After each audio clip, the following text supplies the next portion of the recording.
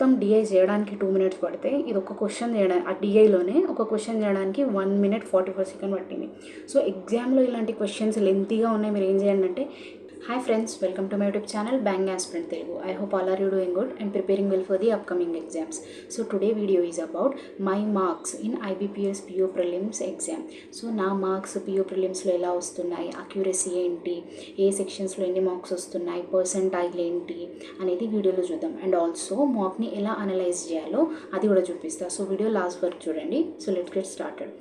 ఇక్కడ IBPS PO prelims 2024 full mark 1 first mark ఇచ్చా. So చూద్దాం ఏమే రిజల్ట్. సో ఫస్ట్ రిజల్ట్ చూసేస్తే మనం ఇక్కడ ఓవరాల్ మార్క్స్ 100లో 64 మార్క్స్ వచ్చినాయి నాకు. సో మనము ఓవరాల్ పర్సెంటైల్ ఏంటి, అక్యురసీ ఏంటి, నా ర్యాంక్ ఏంటి అది చూసేద్దాం. సో ఇక్కడ 9746 మెంబర్స్లో నా ర్యాంక్ వచ్చేసి 178, పర్సెంటైల్ వచ్చేసి 98.2 అండ్ అక్యురసీ వచ్చేసి 94.2. సో ప్రిలిమ్స్ మార్క్స్ ఎప్పుడు ఇచ్చినా మీ పర్సెంటైల్ అనేది 90 అబోవ్నే ఉండాలి.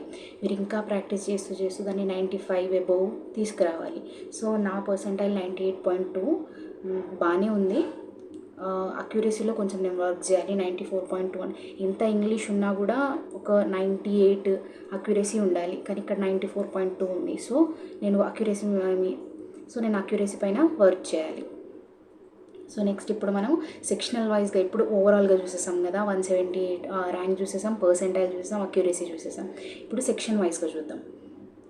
సో ఫస్ట్ ఇంగ్లీష్ సెక్షన్కి వచ్చేస్తే అవుట్ ఆఫ్ 30 నా స్కోర్ వచ్చేసి 26.50. సో ఇక్కడ percentile 98.6. So percentile is good. 93.1. So accuracy ఇంగ్లీష్లో మరి 100% ఇవ్వలేము, కానీ 93 పాయింట్ అంటే ఇట్స్ ఓకే, బాగానే ఉంది. దెన్ నెక్స్ట్ ఇంగ్లీష్ తర్వాత క్వాంట్లో నా స్కోర్ వచ్చేసి అవుట్ ఆఫ్ 35 16 స్కోర్ కదా. అసలు ఫస్ట్ స్కోర్ చూసాక నాకు కూడా అనిపించింది, అయ్యో అసలు చాలా డిసప్పాయింట్ అయినా నేను. అరే 16 వచ్చింది ఏంటి, ఎంత IBPS PO అయినా టఫ్ ఉంటుందని తెలుసు, కానీ క్వాంట్లో మరీ 16 అంటే తక్కువ కదా, ఒక 20 అయినా చేసి ఉండాల్సింది. కానీ ఏం చేస్తాం, 16 స్కోర్ అయింది నాది. సో ఇక్కడ పర్సెంటైల్ చూసేస్తే 93.7. సో పర్సెంటైల్ ఈజ్ గుడ్, అంటే 90 అబోవ్ ఉంటే మంచిదే అన్నట్టు. సో పర్సెంటైల్ ఎంత, అక్యురసీ ఎట్లాగైనా 100% ఉంటుంది మనకు. రీజనింగ్లో అయినా క్వాంట్లో అయినా 100% అక్యురసీ ఉండాలి. మనం మెయింటైన్ కూడా అలా చేయాలి, ఉంటుంది. మనం సేమ్ 100% అక్యురసీ లానే ఎగ్జామ్లో కూడా అటెంప్ట్ చేయాలి. సో ఇక్కడ percentile 93.7 and accuracy is 100%. Then next మనం రీజనింగ్ చూసేద్దాం. సో రీజనింగ్లో అవుట్ ఆఫ్ 35 21.50. సో నేను మొత్తం మార్క్ ఇచ్చాక నా డిసప్పాయింట్మెంట్ అనేవి 2, క్వాంట్ ఒకటి, రీజనింగ్ ఒకటి. ఇంగ్లీష్ ఈజ్ గుడ్, కానీ క్వాంట్ రీజనింగ్ 2. రీజనింగ్లో అట్లీస్ట్ 30 చేయాల్సింది, కానీ 21.50 వచ్చింది స్కోర్. సో ఇక్కడ మార్క్సే అనుకుంటే పర్సెంటైల్ ఇంకా వరస్ట్ వచ్చింది. 87.9 పర్సెంటైల్, అక్యురసీ ఆల్సో 91.7. నా 3 సబ్జెక్ట్స్లో నేను ఫీల్ అయ్యేది రీజనింగ్ స్ట్రాంగ్ ఉంటుందని, కానీ మార్క్స్ చూసాకనైతే అస్సలు అట్లా అనిపించట్లేదు. పర్సెంటైల్ అయితే మరీ 87.9 చాలా తక్కువ, 90 అబోవ్ ఉండాలి. అది కూడా రీజనింగ్లో 90 అబోవ్ అంటే ఎవరైనా తెచ్చుకోవచ్చు. ఇక్కడ 87.9% ఉంది, అక్యురసీ వచ్చేసి 91. అక్యురసీ 90కి పడిపోవడం ఏంటో, 100 ఉండాలి అక్యురసీ ఎలాగైనా. సో ఇలా ఉంది. సో మనం ఈ 3 సెక్షన్స్లో చూసేసాం కదా. మరి ఇప్పుడు క్వశ్చన్స్ చూద్దాం. ఏ క్వశ్చన్స్ నేను చేసా, ఏ క్వశ్చన్స్ స్కిప్ చేసా, ఏ క్వశ్చన్స్లో రాంగ్ అయినాయి అనేది చూద్దాం. సో సొల్యూషన్స్ రెండర్ అవుతుంది. సో ఇక్కడ ఫస్ట్ ఆర్సీలో క్వశ్చన్స్ ఫస్ట్ రాంగ్ అయినాయి చూద్దాం. ఎక్కడెక్కడ రాంగ్ అయింది. ఇక్కడ సెకండ్ క్వశ్చన్, ఇక్కడ ఏం రాంగ్ అయింది, క్వశ్చన్ రాంగ్ అయింది. మేబీ చదవడంలో మిస్టేక్ అయి ఉండొచ్చు, లేకపోతే కొంచెం స్పీడ్ చేయడంలో మిస్టేక్ అయి ఉండొచ్చు. కానీ ఇలాంటి మిస్టేక్స్ మనం కొంచెం డౌట్ అనిపించినా ఇక్కడ ఇంట్లో మార్క్ కాబట్టి పెట్టేస్తాం, కానీ ఎగ్జామ్లో అసలు అలా చేయొద్దు. మరి మీకు 90% అనిపిస్తేనే టిక్ చేయండి, లేకపోతే వదిలేయండి. అసలు గెస్ వర్క్ చేయండి. ఇవి గెస్ వర్క్ చేయకండి. ఇవి అన్నీ పెట్టినవన్నీ గెస్ వర్క్ చేసినాయి అంటే అస్సలు కాదు. ఆర్సీలో అయితే అస్సలు కాదు. ఇది మరి ఎందుకు మిస్టేక్ అయిందో కానీ కొంచెం స్పీడ్గా ఎక్కువ చదవడం వల్ల అయింది కావచ్చు, కానీ పెట్టినవన్నీ మాత్రం ఫుల్ కాన్ఫిడెన్స్తో పెట్టిన, నో గెస్ వర్క్ అన్నట్టు. సో ఇక్కడ నా ఇంగ్లీష్ స్కోర్ చూసుకుంటే నేను సాటిస్ఫై. నేను డైలీ రీడింగ్ చేస్తాను కాబట్టి ఆల్మోస్ట్ ఎవ్రీ ఇంగ్లీష్ ఎగ్జామ్లో ఇంగ్లీష్ సెక్షన్లో నేను బాగా స్కోర్ చేస్తాను. సో మీరు కూడా కొంచెం ఇంగ్లీష్లో వీక్ ఉన్న వాళ్ళు ఇంగ్లీష్లో స్కోర్ చేయాలంటే డెఫినెట్గా డైలీ రీడింగ్ చేయండి, మీకు డెఫినెట్గా హెల్ప్ఫుల్ అవుతుంది, నాకే హెల్ప్ అయినట్టు. సో నెక్స్ట్ ఇవన్నీ క్వశ్చన్స్, ఇందులో క్వశ్చన్స్ ఏంటంటే ఆర్సీ వచ్చినాయి. ఆర్సీవి మేబీ 8 to 10 వచ్చాయి కావచ్చు, 8 to 10 ఆర్సీ వచ్చాయి. దెన్ పారాజంబుల్, ఇది పారాజంబుల్ మీకు చూసుకుంటే ఇది ఈజీ ఉండే, మోస్ట్ డిఫికల్ట్గా ఏం లేకుండే. చూడండి స్టోరీ టైప్ ఉండే, నథన్ హ్యాడ్ ఆల్వేస్ అంటే ఒక కాఫీ షాప్ అలా సేమ్ స్టోరీ టెల్లింగ్ ఉండే, సో ఈజీ ఉండే ఇది. దెన్ నెక్స్ట్ సేమ్ దీనివి కూడా 5 క్వశ్చన్స్ వచ్చాయి కావచ్చు. దెన్ నెక్స్ట్ ఇది కరెక్ట్ ద సెంటెన్స్, అంటే 4 సెంటెన్స్లో ఇది కరెక్ట్ ఐడెంటిఫై చేయాలి, ఇది ఉండే. దెన్ నెక్స్ట్ ఇది సెంటెన్స్ రీఅరేంజ్మెంట్ ఉండే, ఏబిసిడి ఇచ్చేసి సెంటెన్స్ రీఅరేంజ్మెంట్ ఉండే. దెన్ నెక్స్ట్ ఫిల్లర్స్ ఉండే, ఇదేంటి అచ్చా 5 reflect the correct phrase, complete the phrase ఉంటాయి కదా అవి ఉండే. సో ఫ్రేజెస్ ఉండే, ఏ ఫ్రేజ్ కరెక్ట్గా సెట్ అవుతుందో అది ఉండే, అంతే ఫ్రేజెస్ ఉండే. ఇప్పుడు మనం నెక్స్ట్ క్వాంట్కి వెళ్దాం. క్వాంట్లో మొత్తం ఇక్కడ బ్లాంకే కనిపిస్తుంది కదా, నేను ఇప్పుడు అనలైజ్ చేస్తున్న వాటి నాకు కూడా అట్లనే అనిపిస్తుంది, మొత్తం బ్లాంక్, అసలు గ్రీన్ ఏం కనిపించట్లేదు. సో ఫస్ట్ నేను ఏం చేశాను అంటే ఇది డిఐ అటెంప్ట్ చేశాను. స్పీడ్ మ్యాథ్స్ పోర్షన్ ఫస్ట్ ఇందులో క్వాడ్రాటిక్ ఈక్వేషన్ వచ్చినాయి, అవి తర్వాత ఉన్నాయి, అవి ఫస్ట్ చేసా, తర్వాత డిఐ చేసా. సో డబుల్ పై డిఐ, ఇందులో ఐబీపీఎస్ పిఓలో డబుల్ పైస్ ఇలానే వస్తాయి, అంటే మొత్తానికి ఒకటే టేబుల్ ఇచ్చేసి డైరెక్ట్ క్వశ్చన్ అలా కూడా ఇవ్వడు, కొంచెం సాల్వ్ చేయాలి, టైం పడుతుంది. సో ఇక్కడ నాకు టైం వచ్చేసి ఎంత పట్టిందంటే డిఐ కంప్లీట్ చేయడానికి 2 minutes 18 seconds పట్టింది. సో అది ఐడియల్ టైం, మనకి ఏ డిఐ అయినా 2 to 3 minutesలో అవ్వాలి ప్రిలిమ్స్లో అయితే. సో ఇక్కడ డిఐకి ప్రాబ్లం లేదు, బాగానే ఉంది. కాకపోతే మీకు ఒక నోట్ లాగా చెప్తాను నేను, అది ఎక్కడ అంటే మీరు టైం చూస్తే తెలుస్తుంది. మొత్తం డిఐ చేయడానికి 2 minutes పడితే ఇది ఒక క్వశ్చన్ చేయడానికి, ఆ డిఐలోనే ఒక క్వశ్చన్ చేయడానికి 1 minute 44 seconds పట్టింది. సో ఎగ్జామ్లో ఇలాంటి క్వశ్చన్స్ లెంతీగా ఉన్నాయి, మీరు ఏం చేయండి అంటే డెఫినెట్గా డిఐ ఇచ్చినప్పుడు వాడు అందులో ఒక క్వశ్చన్ లేదా 2 questions పెద్దగా ఇస్తాడు, అవి మీరు స్కిప్ చేయండి. ఆ టైంలో వేరే అర్థమెటిక్ అయినా ఏదైనా చేయొచ్చు. ఇక్కడ నేను 1-2 minutes తీసుకోవడం వల్ల ఇంకా 2 questions చేసేదాన్ని. సో ఇది మీరు ఇలాంటివి మీరు ఎగ్జామ్లో స్కిప్ చేయండి.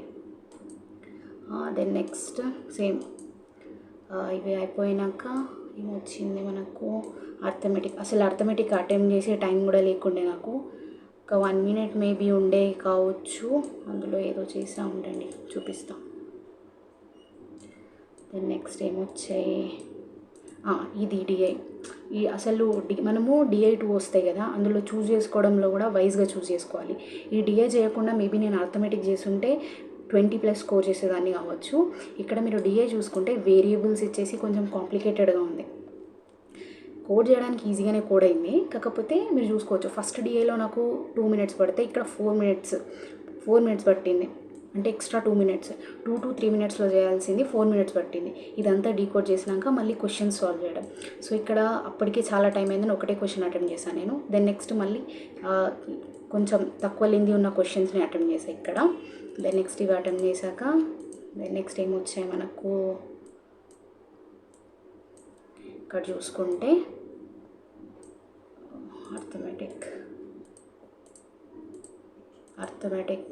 అర్థమెటిక్ నేను అటెంప్ట్ చేయలేదు అసలు. ఇవి క్వాడ్రాటిక్ ఈక్వేషన్స్ ఇవి అటెంప్ట్ చేసా. క్వాడ్రాటిక్ చేశాక సేమ్ ఇక్కడ మీరు నంబర్ సిరీస్ చూసుకుంటే మీరు ఇక్కడ క్వాడ్రాటిక్ అయినా ఇక్కడ 8 seconds, దీనికి ఎక్కువ టైం పట్టింది ఎందుకంటే ఇక్కడ పెద్దగా ఇచ్చిండు కదా, దీన్ని ఫ్యాక్టరైజ్ చేయడం కోసం మేబీ నా క్యాలిక్యులేషన్ స్పీడ్ తగ్గొచ్చు, అందుకే మొత్తానికి 16 అటెంప్ట్ చేశాను నేను. ఇక్కడే ఇవి 10-20 seconds నేను సేవ్ చేసుకుంటే మేబీ అర్థమెటిక్లో అటెంప్ట్ చేసేదాన్నేమో. సో నా క్యాలిక్యులేషన్ స్పీడ్ తగ్గింది డెఫినెట్గా. సో ఇక్కడ చూసుకుంటే మీరు ఒక్క క్వశ్చన్కి ఇక్కడ అది కూడా అర్థం, ఇది ఏంటి క్వాడ్రాటిక్కి 1 minute 17 seconds పట్టింది, పట్టాల్సింది మ్యాక్స్ 10 to 20 seconds పట్టాల్సిందే. వేరే చూసుకుంటే అలానే ఉంది మనకు సేమ్ మిస్సింగ్లో కూడా ఒకటి చూడండి 2 minutes 10 అసలు టైమర్ లేకుండా చేస్తే చాలా ప్రాబ్లం అవుతుంది. అందుకే మీరు టైమర్ పెట్టుకొని ఎప్పుడైనా ప్రాక్టీస్ చేయండి. ఒక్కొక్క క్వశ్చన్కి 2 minutes ఇస్తే చాలా లాస్ అవుతుంది. సేమ్ ఇప్పుడు 16 మార్క్స్ వచ్చినట్టు నా ఇంగ్లీష్ కొంచెం బెటర్ ఉంది కాబట్టి అది మార్క్స్ని పుష్ చేసింది, లేకపోతే సేమ్ 50 బిలో వచ్చేవి మార్క్స్. సో ఇక్కడ మీరు ఏ క్వశ్చన్కైనా ఎక్కువ టైం వేస్ట్ చేయకండి. నాలాగా మీకు అందుకే క్యాలిక్యులేషన్ స్పీడ్గా ఉండాలి. నా క్యాలిక్యులేషన్ స్పీడ్ తగ్గిపోయింది డెఫినెట్గా, ఎందుకంటే 16 వచ్చాయి కాబట్టి. ఇక్కడ మీరు టైంలో చూసుకుంటే ఒక్కొక్క క్వశ్చన్కి 2 minutes వెళ్ళినాయి. దెన్ నెక్స్ట్ ఇవి అయిపోయినాయి అంతే. క్వాంటిటీ ఇది అయిపోయిందా. దెన్ నెక్స్ట్ మనం రీజనింగ్కి వచ్చేస్తే ఇది what it is puzzle 2 minutes 45 seconds ideal time. దేనికైనా 2 to 3 minutes పడుతుంది. సో ఇవి చేసేసాక వచ్చింది డిస్టెన్స్ అండ్ డైరెక్షన్స్, ఇవి కూడా నార్మల్. దెన్ నెక్స్ట్ దీనికి కూడా 3 minutes పట్టింది, ఇది కూడా చేసేసాం. దెన్ నెక్స్ట్ సిలాగ్స్కి మ్యాక్స్ 30 seconds 50 చూడండి 18 seconds అందరికీ అలానే పడుతుంది మోస్ట్లీ. సో ఇది నేను అటెంప్ట్ చేయలేదు, ఇది చేసా ఈ పజిల్ కూడా చేసా. దెన్ నెక్స్ట్ ఇక్కడ ఈ పేరు నాది ఎప్పుడూ రాంగ్ అవుతుంది ఎందుకో ఏమో. ఇది ఇంకా meaningful word. So better to నేను ఎప్పుడైనా మెయిన్ ఎగ్జామ్లో రియల్ టైం ఎగ్జామ్లో స్కిప్ చేస్తా. మీకు ఎవరికైనా ఎప్పుడు మీరు మార్క్స్ ఇచ్చేటప్పుడు రాంగ్ అవుతే better to skip in real time examination. So ఇది ఇక్కడ రాంగ్ అయిపోయింది. దెన్ నెక్స్ట్ ఇది చైనీస్ కోడింగ్ ఈజీ వచ్చింది.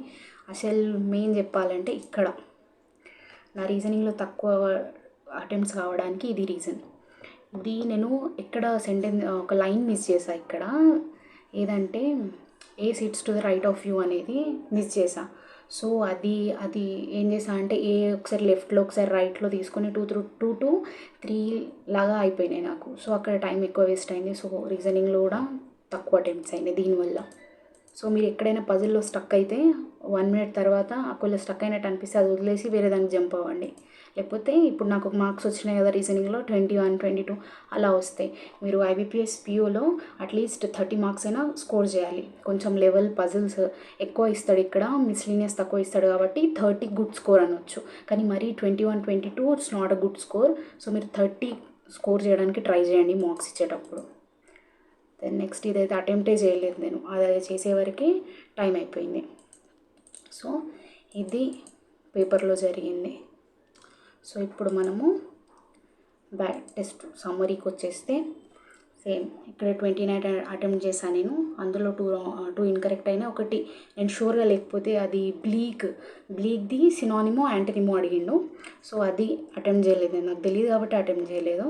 సో మీరు అందుకే గెస్ వర్క్ అస్సలు చేయకండి. ఇంగ్లీష్లో క్వాంట్ సేమ్ 16 అటెంప్ట్ చేసా, ఇన్కరెక్ట్ 0, 19 ఆన్సర్ చేయలేదు, 16 మార్క్స్.